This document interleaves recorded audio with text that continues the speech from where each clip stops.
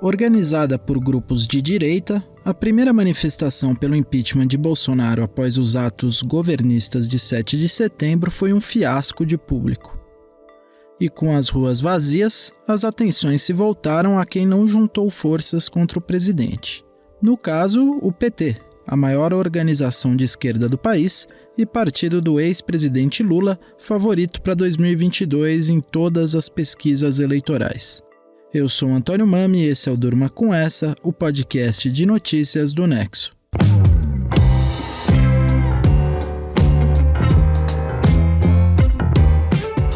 Olá, eu sou a Aline Pellegrini e estou aqui com o Antônio para apresentar esse podcast que vai ao ar de segunda a sexta, no fim da tarde e início da noite, sempre com notícias que podem continuar a ecoar por aí.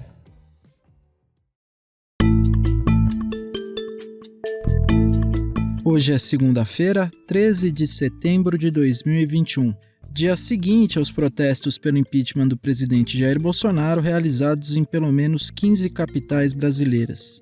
Protestos, todos eles esvaziados. Organizados por grupos de direita como o MBL e o Vem Pra Rua, esses protestos tiveram a maior concentração de gente na Avenida Paulista, em São Paulo. Segundo a Secretaria de Estado de Segurança Pública, apareceram por lá 6.000 pessoas. Para termos de comparação, segundo a mesma Secretaria de Segurança Pública, 125.000 pessoas apareceram na Paulista dias antes, em 7 de setembro, nos atos a favor do governo. Os protestos da direita opositora também foram menores do que os protestos pelo impeachment de Bolsonaro convocados por organizações de esquerda em maio e junho desse ano. A Secretaria de Segurança Pública paulista não divulgou oficialmente o número de manifestantes nos atos da esquerda, mas se você comparar as fotos dos eventos, vai notar que o de 12 de setembro foi muito menor. Mas se por um lado as ruas estiveram vazias, por outro os palanques estavam cheios. Tinham lá políticos do PSL, do PSB, do PCdoB, do PV, da Rede e do Solidariedade. E também alguns presidenciáveis que tentam emplacar uma candidatura chamada por alguns de terceira via, uma alternativa em 2022 ao Bolsonaro e ao ex-presidente Lula, do PT. Discursaram o tucano João Dória, governador de São Paulo, o Ciro Gomes, ex-governador do Ceará, que é filiado ao PDT, o Luiz Henrique Mandetta, do DEM, que foi ministro da Saúde do Bolsonaro, e o João Amoedo, do Partido Novo. Outros políticos que estão buscando visibilidade nesse campo também compareceram aos atos. Foi o caso dos senadores Alessandro Vieira, do Cidadania de Sergipe, e Simone Tebet, do MDB de Mato Grosso do Sul, que ganharam visibilidade com a CPI da Covid, que investiga as irregularidades da gestão da pandemia pelo governo federal. Alguns fatores contribuíram para o público reduzido nas manifestações. Primeiro é que elas estavam sendo convocadas por grupos dissidentes do bolsonarismo. O MBL e o Vem Pra Rua defendem pautas como Escola Sem Partido, por exemplo. São críticos de movimentos feministas, antirracistas e LGBTI. São grupos que reforçaram e surfaram na onda de extrema-direita do Bolsonaro em 2018, mas que depois se afastaram do governo. As manifestações de 12 de setembro sugerem que eles levaram poucos bolsonaristas junto com eles para a oposição. E há um segundo fator. Além das pautas ultraconservadoras, esses grupos de direita foram os catalisadores das manifestações pela deposição da ex-presidente Dilma Rousseff, do PT, em 2016. Então, muita gente que simpatiza com o partido, que é o maior partido de esquerda do Brasil, não quis se unir aos antigos detratores. E tem também um terceiro ponto. Quando esses protestos contra o Bolsonaro começaram a ser convocados, o MBL usava o mote nem Lula, nem Bolsonaro. Ou seja, tinha um ataque ali contra o PT e contra o seu principal expoente, que é líder nas pesquisas para as eleições de 2022. Às vésperas de 12 de setembro, os organizadores resolveram dar um caráter apartidário para o ato, para estimular a adesão da esquerda. Mas não foi o suficiente. Nem PT nem PSOL deram apoio, tampouco movimentos sociais de esquerda. E no fim das contas, apesar dos apelos por uma pauta partidária, o Vem Pra Rua ergueu bonecos infláveis de Lula e Bolsonaro abraçados. Lula vestido de presidiário, Bolsonaro vestido com uma camisa de força, forçando aí uma equivalência entre os dois políticos. Com pouca gente na rua, a ausência do maior partido de esquerda do Brasil foi lembrada. O Ciro Gomes, que é pré-candidato do PDT para 2022, disse que há tempo para o PT amadurecer. Já o Alessandro Vieira, que também fala em disputar a presidência pelo Cidadania em 2022, deu uma indireta para o Lula, dizendo que alguns se acham os donos da bola. O Renan Santos, que é fundador do MBL, falou que o PT estava sabotando o ato. E o PT, por sua vez, disse que sequer foi convidado para os protestos e que, por isso, decidiu se ausentar. Outra razão foi o desestímulo por parte dos organizadores de exibir bandeiras políticas nos protestos. O MBL queria todo mundo de branco. O vermelho, usado pela esquerda, estava sendo desestimulado. E nesse contexto, teve também analistas políticos sugerindo que o insucesso da manifestação tem relação com o PT. Isso porque, segundo esses analistas, nem o Lula nem o PT querem o impeachment de Bolsonaro.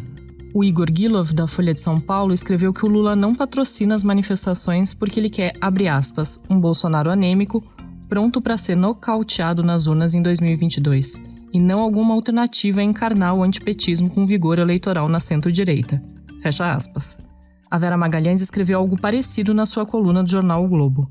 E é esse também o discurso de um dos prováveis adversários do petista em 2022, um político que teve na Paulista no domingo. Mas, na minha opinião, o Lula e o PT não querem o impedimento do Bolsonaro. Isso é uma coisa, infelizmente, visível para mim. Se eu estiver enganado, e ele sempre pode evoluir. Não querem por quê? Porque, infelizmente, na minha opinião, e isso sempre é possível superar, eu quero dar a minha contribuição para superar, mas o Lula afirma as possibilidades dele na negação do Bolsonaro. Quando? Porque qual é a questão da convocatória do Bolsonaro? É o nós contra eles. Quem criou isso foi o Lula, e está repetindo agora. Não, a eleição de 2022 é muito clara. É o fascismo ou eu. Você ouviu aí o Ciro Gomes numa entrevista para o UOL na semana passada, dia 8 de setembro, portanto, antes das manifestações de domingo. O Ciro já disputou eleições presidenciais. Em 2018, ele ficou em terceiro e acusou o PT de sabotar suas alianças. O ex-governador do Ceará e ex-ministro do próprio Lula costuma criticar a busca pela hegemonia do PT na esquerda.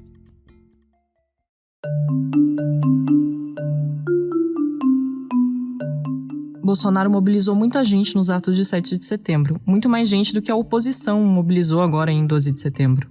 Mas esse é um momento difícil para ele politicamente. O seu governo é alvo de investigação de corrupção e de má gestão da pandemia na CPI da Covid no Senado.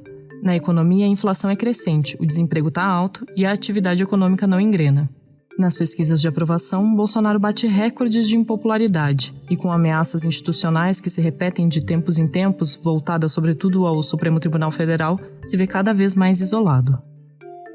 Nesse contexto, o Bolsonaro é alvo de pelo menos 3 frentes que podem tirá-lo do cargo. A primeira é no Supremo. Ele responde a 4 inquéritos criminais na Corte. Para que algum deles avance para uma denúncia formal, é preciso que o Procurador-Geral da República, o Augusto Aras, se mexa.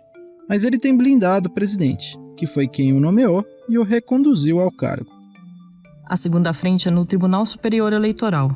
Lá o Bolsonaro enfrenta um inquérito administrativo por causa dos ataques sem provas do presidente contra as urnas eletrônicas.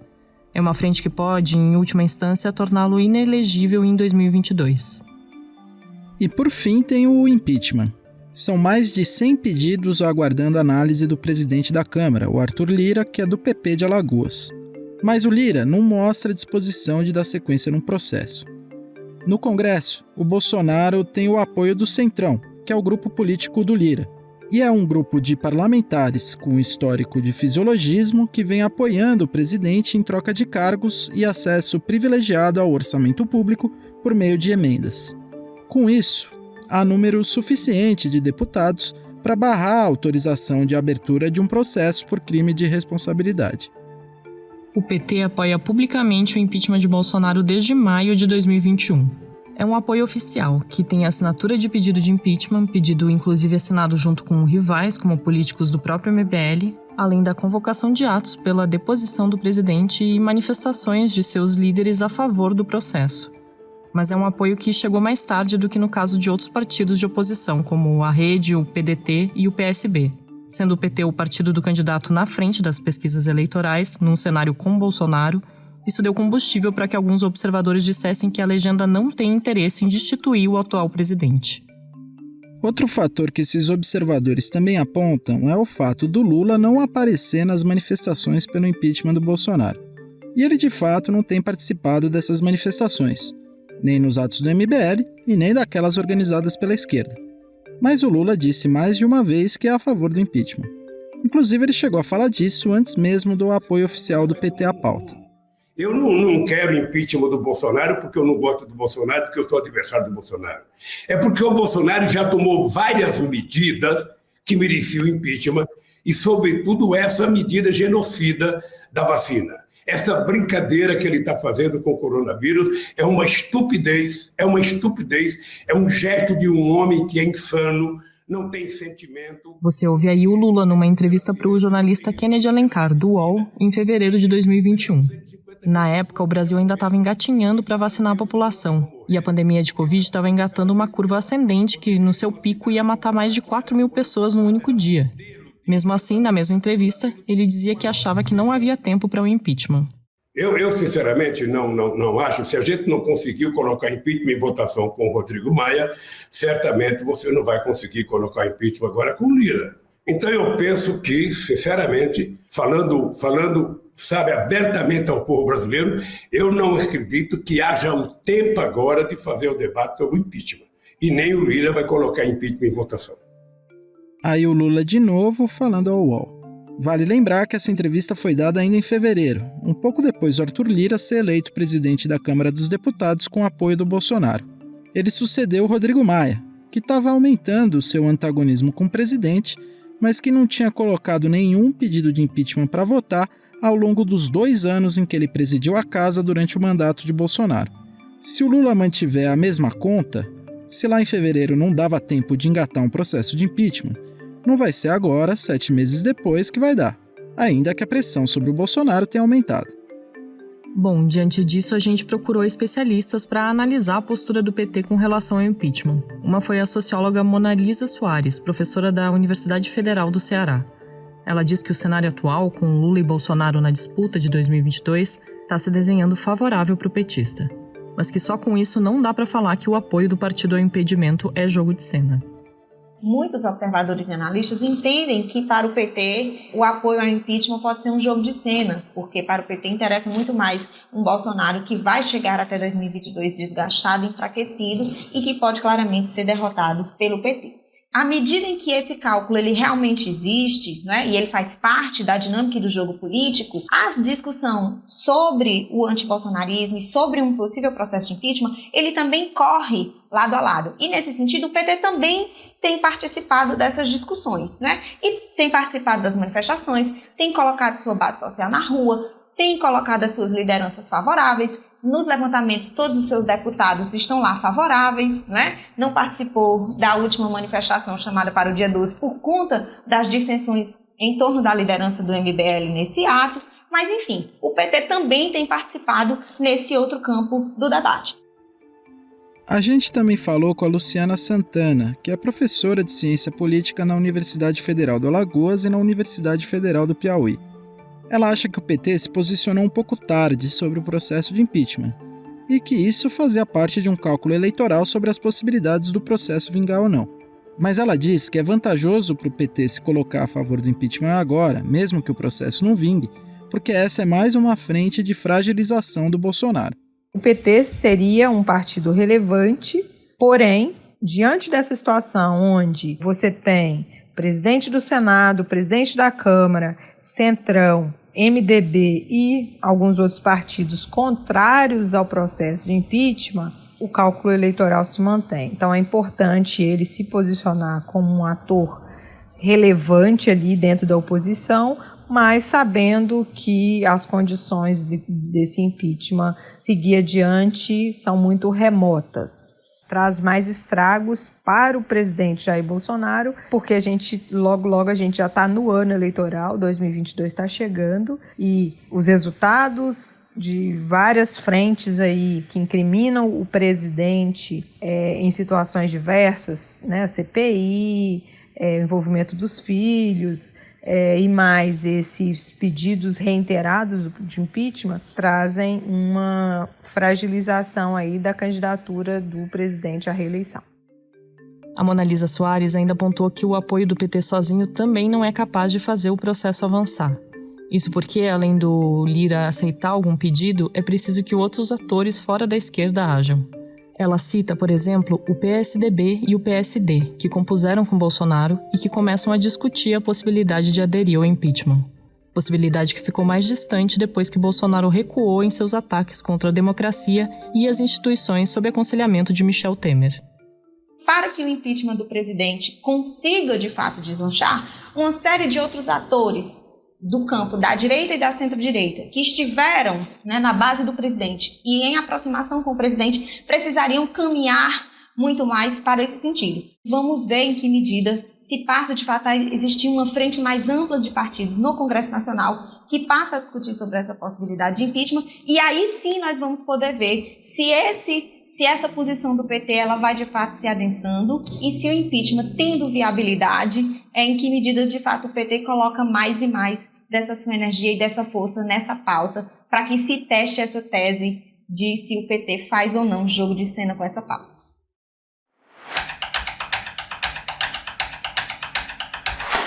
A economia brasileira passa por uma situação difícil. Inflação acelerando, crise elétrica, crise política e tem também fatores climáticos interferindo na atividade produtiva no Brasil, mais especificamente no setor agropecuário. O Marcelo Rubissec, redator aqui do Nexo, vai falar para a gente sobre isso. Marcelo, que fenômenos climáticos são esses e como eles estão interferindo no agronegócio?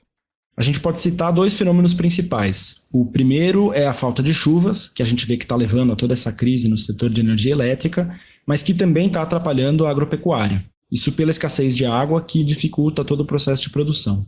E a gente pode citar também a questão das geadas. Essa temporada de geadas de 2021 foi uma das mais fortes que a gente teve nos últimos 27 anos. Foram 3 ondas principais lá em julho, e isso acabou estragando muita plantação pelo país. Entre os produtos que mais foram afetados por esses fenômenos climáticos, a gente pode falar do milho, do feijão, do café e da cana-de-açúcar, só para citar alguns dos principais. E justamente por causa desses efeitos, o IBGE está prevendo que a safra agora desse ano seja menor do que a do ano passado. Isso representaria a primeira queda na produção de grãos, cereais e leguminosas em 3 anos, ou seja, desde 2018. O que isso significa para a população? Olha, para a população a gente pode falar que isso significa principalmente aumento de preço. E isso em um momento em que a gente vê que a inflação, no geral, já está alta, mas que os alimentos, em especial, estão bem caros. Então, a seca e as geadas já estão aparecendo na forma de aumento de preço desses produtos que foram mais afetados, mas pode ser que ainda tenha uma pressão ainda maior por vir. E a inflação de alimentos, a gente sabe que tende a afetar mais as faixas de menor renda da população, que gastam proporcionalmente mais com comida do que as faixas mais altas. E vale citar também alguns efeitos indiretos. A gente falou do milho, por exemplo, ele é usado para ração de criações bovinas. Então o aumento do milho leva ao aumento da ração, que leva ao aumento da carne, que já está cara. E esse é um efeito que a gente já está observando. E outro exemplo, a gente pode citar a cana-de-açúcar, que é usada para produzir o etanol. Então além do etanol servir como combustível em si, também tem um pouco de etanol na mistura da gasolina. Então com a cana-de-açúcar mais cara, o etanol fica mais caro, a gasolina fica mais cara. E isso em um contexto já de combustíveis bem caros. Valeu, Marcelo. O texto dele você lê amanhã em nexojornal.com.br.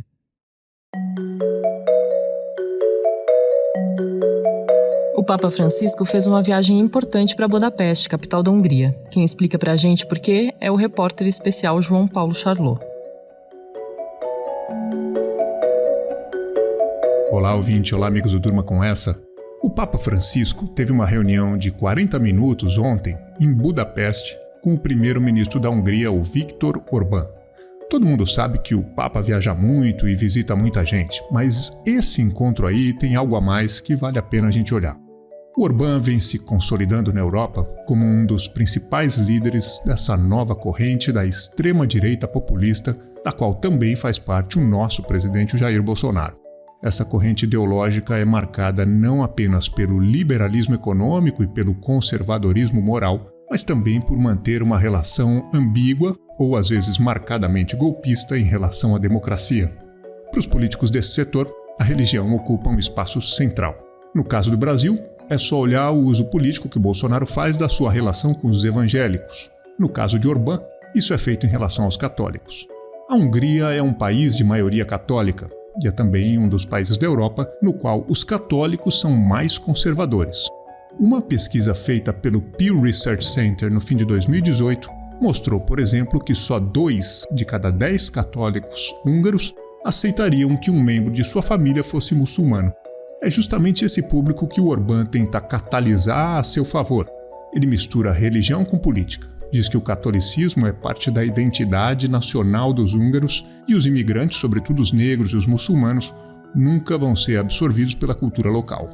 O Papa Francisco está atento a esse movimento. Budapeste foi sua primeira viagem internacional desde que ele se afastou das funções para fazer uma cirurgia no intestino. Na visita, Francisco advertiu Orbán dos perigos de propagar um catolicismo que discrimina fatias da sociedade, sejam os imigrantes, sejam os gays e lésbicas, contra os quais Orbán vem aprovando leis com maioria folgada de seu partido, o Fidesz, no parlamento local. O argentino Francisco tenta fazer a contenção desse movimento, que explora a fé das pessoas como ferramenta de política eleitoral e como estratégia de governo.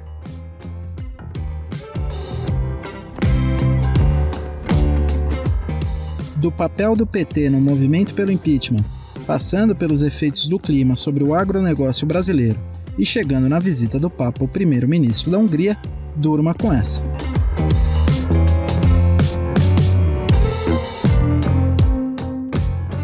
Com roteiro de Antônio Mami, produção de Aline Pellegrini e Conrado Corsaletti, participação de Marcelo Rubissec e João Paulo Charlot e edição de áudio de Roberto Soares, termina aqui mais um Durma com essa.